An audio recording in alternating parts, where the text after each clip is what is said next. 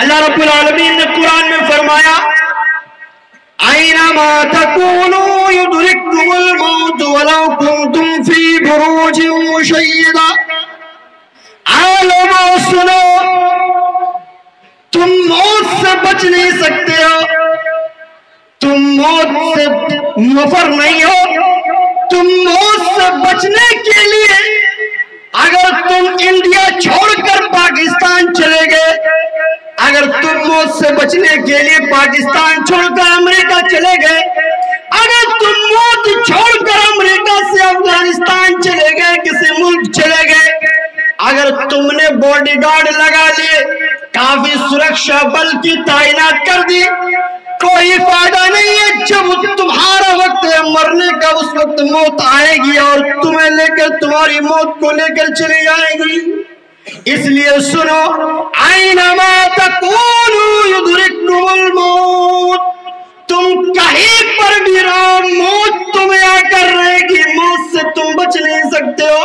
تم قلعے بنا لو، ایک ایسا گھر بنا لو، ایک ایسی جگہ بنا لو جس جگہ جانے کے لیے ذرہ برابر بھی سوراخ نہ ہو. جس جگہ میں تم موجود ہو، اس جگہ کو پوری طرح سے پیک کر دو. ہوا تک جانے کی جگہ نہ ہو، سوراخ نہ ہو. اگر تمہاری موت کا وقت آ جائے پھر بھی تم بچ نہیں سکتے ہو، موت تمہارے پاس وہاں بھی آ جائے گی. بالکل دنیا کی سب سے بڑی حقیقت ہے، سب سے بڑی سچائی ہے. موت کا کوئی دوسرا آپشن ہے ہی نہیں. آپ ذرا سوچئے، کبھی اطمینان سے کبھی بیٹھ کے آپ ذرا سوچئے کہ کتنے لوگ ایسے تھے جو رمضان میں ہمارے ساتھ تھے، وہ اب ہمارے ساتھ نہیں ہے. یا کتنے ایسے لوگ ہیں جو اس رمضان میں ہمارے ساتھ ہوں گے، اگلے سال نہیں ہو پائیں گے. ایسا کبھی کبھار آپ کو موقع ملے تو بیٹھ کر سوچئے. اللہ کے نبی نے فرمایا کہ کثرت سے موت کو یاد کرو. دنیا کی تمام لذتوں کو توڑنے والی چیز موت ہے، مرتیو ہے. ایک بخاری شریف کی ایک حدیث سناتا ہوں آپ. برا بن عازب رضی اللہ تعالیٰ عنہ فرماتے ہیں کہ ہم اللہ کے نبی صلی اللہ علیہ وسلم کے ساتھ قبرستان پہنچے. کہاں پہنچے؟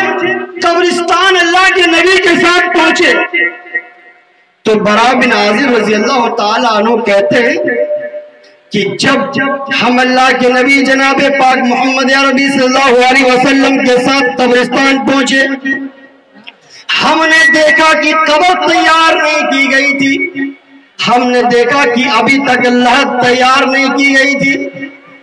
جب قبر تیار نہیں کی گئی تھی، جب اللہ تیار نہیں ہوئی تھی، تو اللہ کے نبی ایک طرف بیٹھ گئے، قبرستان پر بیٹھ گئے، اور اللہ کے نبی کے ہاتھ میں ایک لکڑی تھی. اس لکڑی کے ذریعے اللہ کے نبی زمین کھود رہے تھے. ہم صحابہ کرام نبی کے آس پاس بیٹھ گئے، اور اس طرح نبی کے آس پاس بیٹھے جیسے ہمارے سروں پر پرندے بیٹھے ہو. اللہ کے نبی زمین کھود رہے ہیں.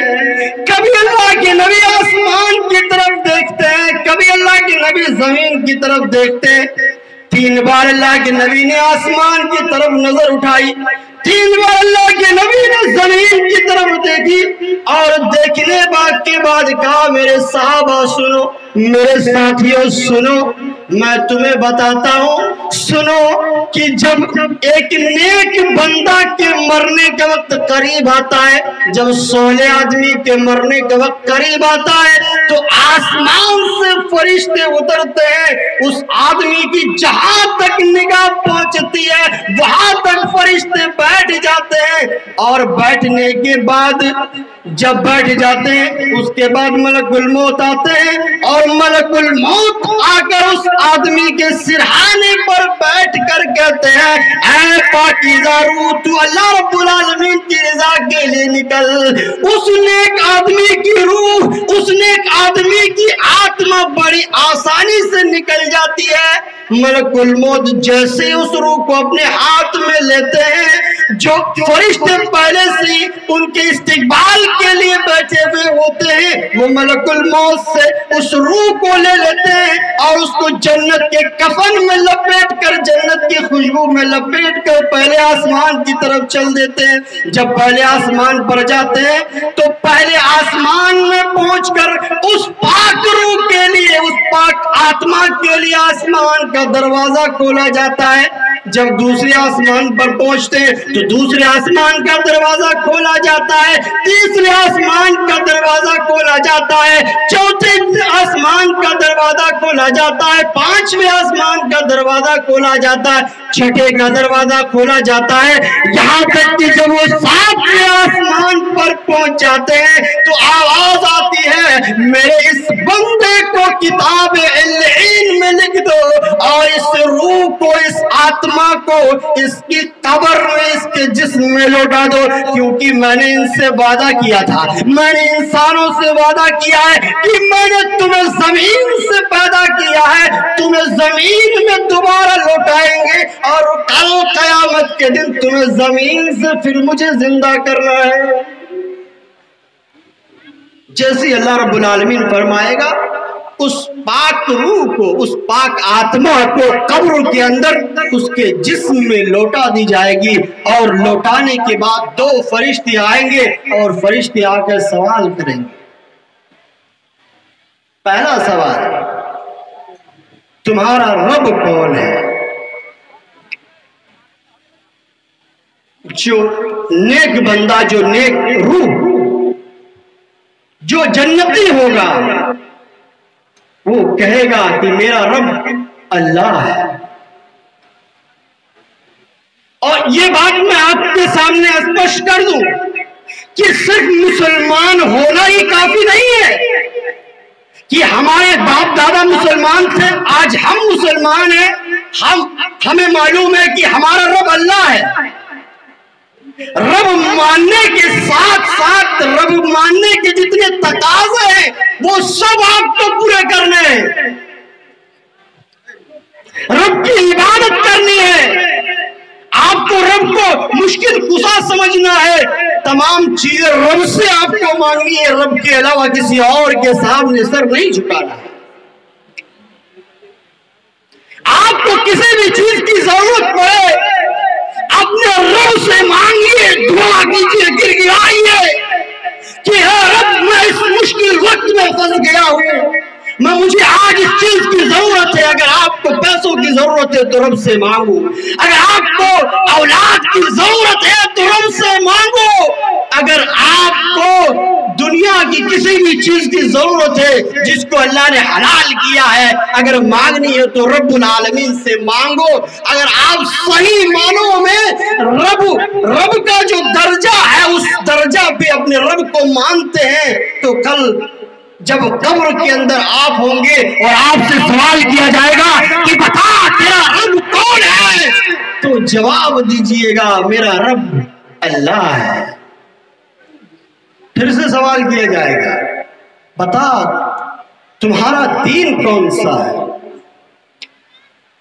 یہ بھی بات سن لیجئے کہ صرف اسلام میں ہم پیدا ہوئے, ہمارے باپ دادا مسلمان تھے, ہم مسلمان ہیں, یہ بھی کافی نہیں ہے.